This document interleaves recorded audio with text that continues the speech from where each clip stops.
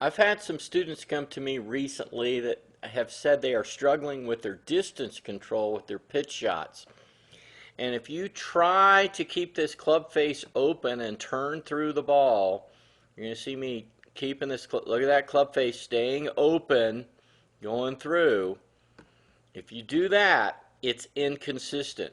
So if you watch me go through here, you can see the face stayed open here, wide open with the club face, but the problem is that this can happen and you end up just dumping it. Ball doesn't even get on the green.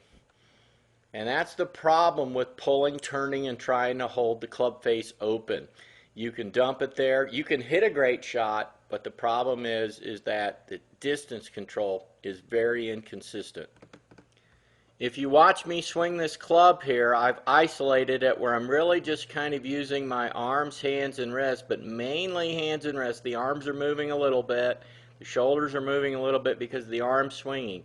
Lower body's not doing much, but if you move the club head with your arms and hands and look at the club face rotate, you will be much more consistent hitting shots with your sand wedge around the green. That's what you want to do. You really want to use your hands and wrist. And if you use your hands and wrist, the inertia in the club head is going to rotate the club face, which is going to rotate your hands and wrist. So if you look at these two impact positions, both of them have 3 degrees of shaft lean.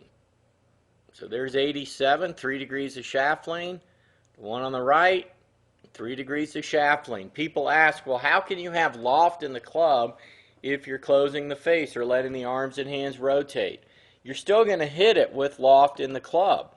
The difference is what happens after. One of these, the arms and hands are going to rotate. The other one, the club face is going to stay open. If you let your arms and hands rotate like in the left video, you are going to be much more consistent hitting these pitch shots. As we look at this shot from down the line, what you're going to see is when I go through, you're going to see the club face now rotate to toe up. There's the club face rotating to toe up.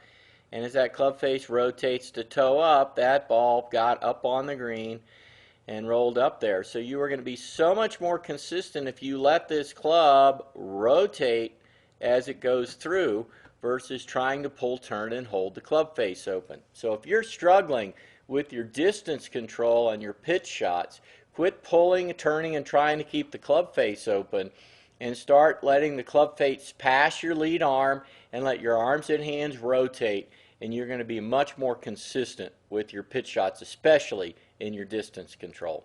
For more information, visit my website, LarryRinker.com.